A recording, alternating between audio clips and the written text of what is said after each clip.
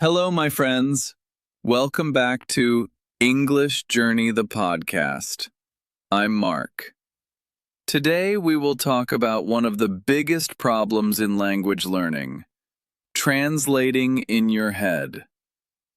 Many learners tell me, Mark, I always translate. First, I think in my language, then I try to change the words into English. It is slow. It is stressful. I forget words. Maybe you feel the same. Maybe you want to stop translating, but you don't know how. In this episode, I want to give you something very special: new ideas and new techniques to start thinking in English. Today, let's begin. Okay, let's start with why translation is a big problem. Scientists who study the brain say that we have two systems of thinking. One system is fast and automatic. It works quickly and without stopping. The other system is slow and careful. It checks everything step by step, but it takes more time. When you translate in your head, you are using the slow and careful system. You first think of the sentence in your own language. Then you try to change it into English. This step takes extra time. It makes you pause. It creates a delay, and it makes conversation feel heavy. It makes speaking feel difficult and stressful. But when you think in English directly, you use the fast and automatic system. It does not stop to check every single word. It does not move back and forth between languages. It simply speaks. It is quick, natural, and feels light and easy. Imagine this. You are sitting in a cafe. The waiter comes to you and asks, "What would you like to drink?" If you translate, first you hear the question. Then you think of the answer in your own language. Next, you try to change the answer into English. By the time you finish, the waiter is waiting. You feel nervous. You may even forget a word.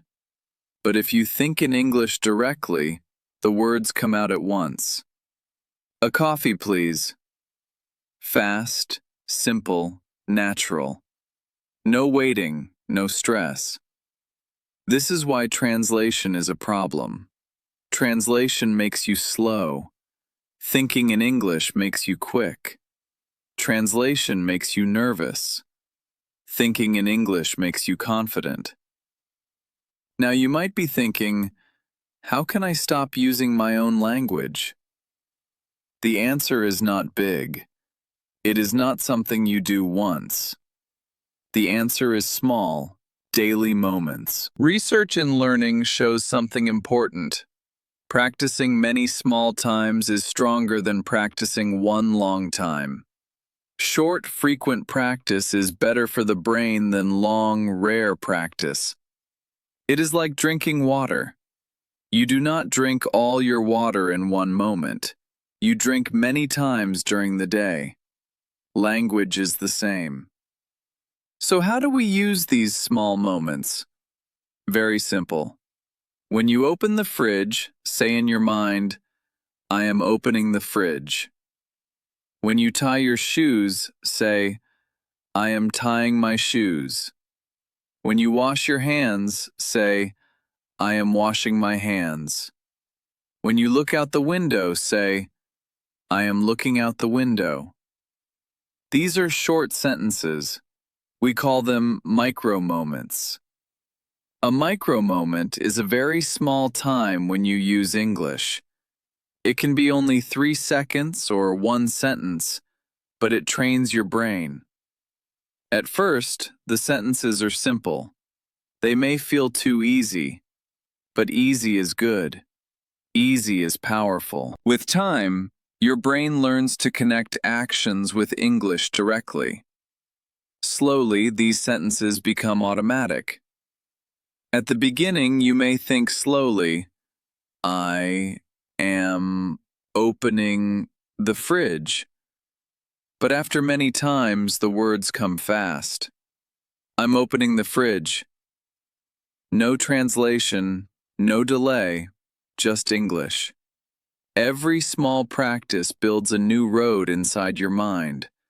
And one day, without even noticing, English will come to you naturally.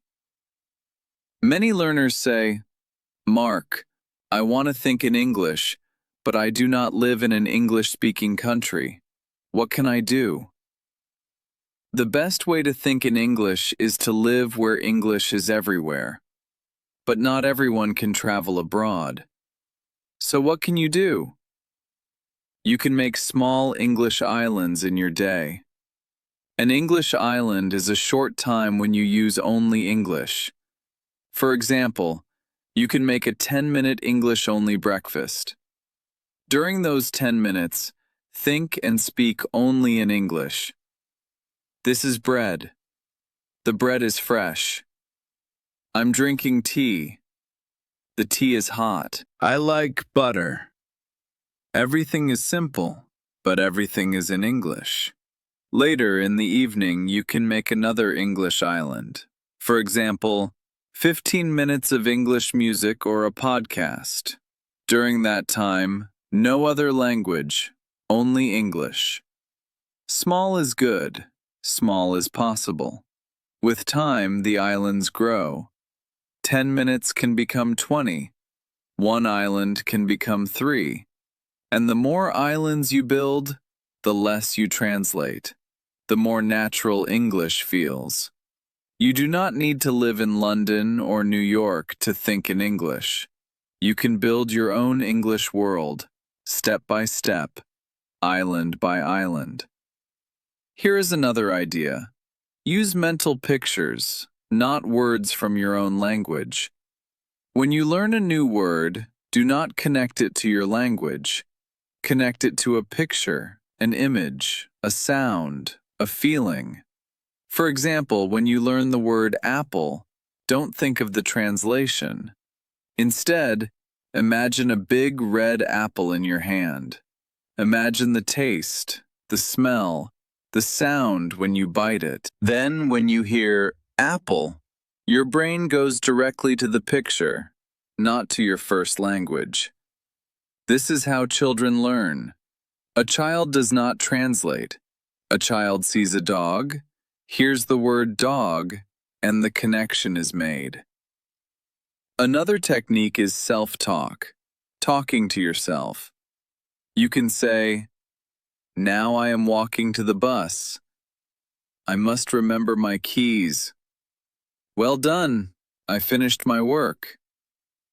You are your own English partner. You are your own English teacher. So let me give you a simple one-week plan. Morning. Create a short English island at breakfast. Daytime. Use micro-moments, one sentence for each action. Evening. Watch a short English video.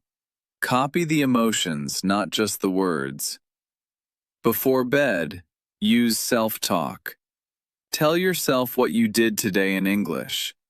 If you do this every day, you will notice a change. Your brain will connect English with life, not with translation. So, my friends, remember this.